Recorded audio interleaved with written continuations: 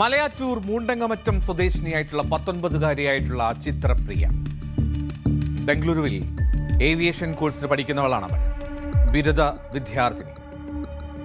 അവളെ സെബിയൂരിലെ ആളൊഴിഞ്ഞ പറവിൽ മരിച്ച നിലയിൽ കണ്ടെത്തിയത് ചൊവ്വാഴ്ചയാണ്. അതൊരു കൊലപാതകമാണ് എന്ന് വ്യക്തമായിരുന്നു ആദ്യ കാഴ്ചയിൽ തന്നെ. അലൻ എന്ന 21-കാരനെ കേന്ദ്രീകരിച്ചാണ് അന്വേഷണം ഇപ്പോൾ പുരോഗമിച്ചുകൊണ്ടിരിക്കുന്നത്. കേസ് അന്വേഷണം അവിടെ നടക്കട്ടെ. പോലീസ് അത് ഭംഗിയായി ചെയ്യുമെന്ന് പ്രതീക്ഷിക്കുകയും ചെയ്യാം. 20th അവർ ഇവിടെ ഖേദപ്രകടനം നടത്തുകയാണ്. ചിത്രപ്രിയയുടെ മരണത്തിന് പിന്നാലെ പുറത്തു വന്ന ഒരു CCTV ദൃശ്യം മറ്റ് മാധ്യമങ്ങൾക്കൊപ്പം ഞങ്ങളും സംപ്രേഷണം ചെയ്തു. പുലർച്ചെ 1:53 മലയാറ്റൂരിലെ ഒരു കുരിശടിക്ക് മുന്നിൽ 2 ബൈക്കുകളിലായി 4 പേർ വരുന്ന ദൃശ്യമായിരുന്നു അത്. ആദ്യത്തെ ബൈക്കിൽ നിന്നിറങ്ങിയത് ചിത്രപ്രിയ ആണെന്നും അലനാണ് ആ ബൈക്ക് ഓടിച്ചതെന്നും അന്ന് വാർത്തകൾ പരന്നു. പക്ഷേ അത് അവരായിരുന്നില്ല. ആ CCTVയിലെ സമയം ചിത്രപ്രിയയുടെ കുടുംബത്തിന് നേരെ വലിയ സൈബർ ആക്രമണത്തിന് വഴിവെക്കുകയും ചെയ്തു.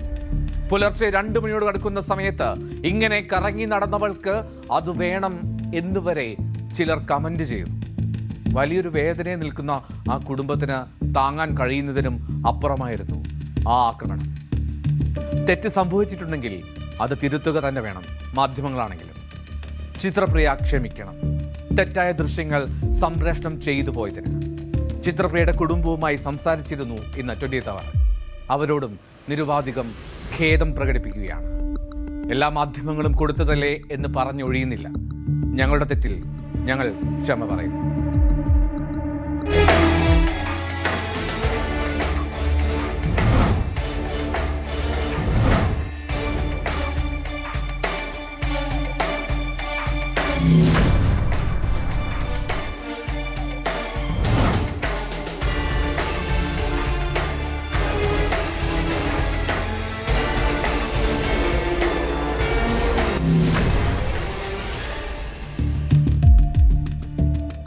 ചിത്രപ്രിയയുടെ കുടുംബവുമായി ഇന്ന് സംസാരിച്ചു.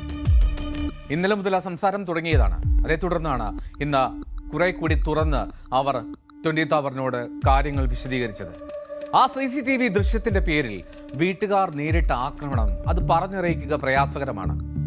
ചിത്രയുടെ സഹോദരി ഭർത്താവ് ശരത് ലാലാണ് കാര്യങ്ങൾ തുറന്ന് പറഞ്ഞത് 20th അവറിനോട്. എങ്ങനെയാണ് ആ ദൃശ്യത്തിലുള്ളത് തങ്ങളുടെ കുട്ടി എന്ന് ബോധ്യപ്പെട്ടതെന്നായിരുന്നു ആദ്യ സംശയം.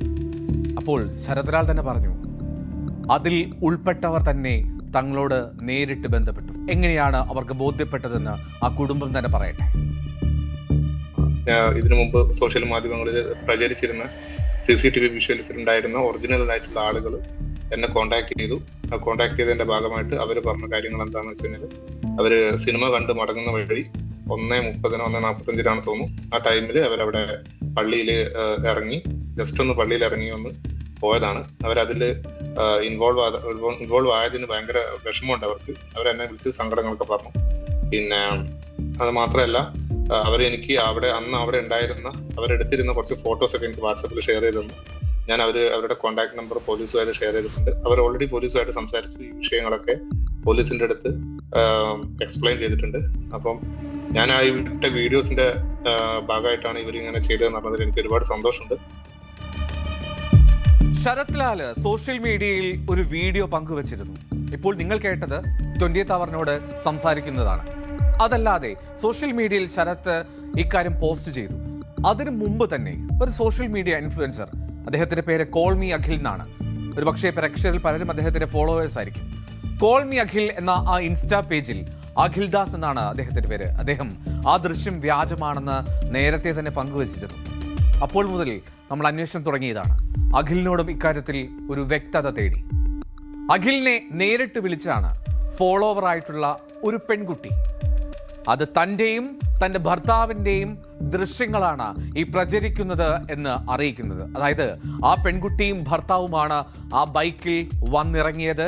അങ്ങനെ ആ കാര്യം ആദ്യം പുറത്തുവിടുന്നത് കോൾ മീ അഖിൽ എന്ന ഇൻസ്റ്റാ പേജാണ്. ശരിക്കും പറഞ്ഞാൽ ഈ ഒരു സംഭവം നടന്നത് കുറച്ച് നേരത്തിനുള്ളിൽ തന്നെ എനിക്കൊരു മെസ്സേജ് വരുമായിരുന്നു. എനിക്കൊരു പ്രൊഫൈലിൽ നിന്ന് മെസ്സേജ് വന്നിട്ട് കോൾ ചെയ്യാൻ പറ്റുമോ, ഈ ഒരു CCTV കുറിച്ചുള്ള ഡീറ്റെയിൽസ് പറയാനാന്ന് പറഞ്ഞു. ഞാൻ കോൺടാക്ട് ചെയ്യുമായിരുന്നു, നേരെ കോൾ ചെയ്യുമായിരുന്നു ചെയ്തത്. അപ്പോൾ എൻ്റെ അടുത്ത് പറഞ്ഞത് ഈ CCTV കാണുന്ന വ്യക്തികൾ ഞങ്ങളാണ്, ഞാനും എൻ്റെ ഹസ്ബൻഡുമാണ്. അതിനെക്കുറിച്ചുള്ള ക്ലിയർ ആയിട്ടുള്ള മെസ്സേജും കാര്യങ്ങളും തന്നെ അവർ എനിക്ക് അയച്ചിട്ടുണ്ടായിരുന്നു. ഞാനത് സ്റ്റോറിയും കൂടി ഇട്ടിട്ടുണ്ടായിരുന്നു കുറച്ച് മിനിറ്റുകൾക്കുള്ളിൽ തന്നെ. അപ്പോൾ ഞാനും ഹസ്ബൻഡും കൂടി യാത്ര ചെയ്തുകൊണ്ടിരുന്നതാണ്. ഞങ്ങൾ മലയാറ്റൂർ പള്ളിയിലേക്ക് രാത്രി സമയത്ത് പോയ ഒരു സമയത്തുള്ള CCTV ഫുട്ടേജ് ആണത്. അപ്പോൾ എനിക്ക് ജെന്യൂനായിട്ട് തോന്നാനുള്ള വേറൊരു കാര്യം എന്ന് പറഞ്ഞാൽ, ഇതുപോലെ ഒരു കേസിൽ അവർ ഡയറക്റ്റ് വന്ന് പറയുവാണ് ഞങ്ങളാണ് ആ CCTV ഉള്ളത്. കാരണം ഇതൊരു നോർമലായിട്ടുള്ള ഒരു കേസല്ല ഒരിക്കലും.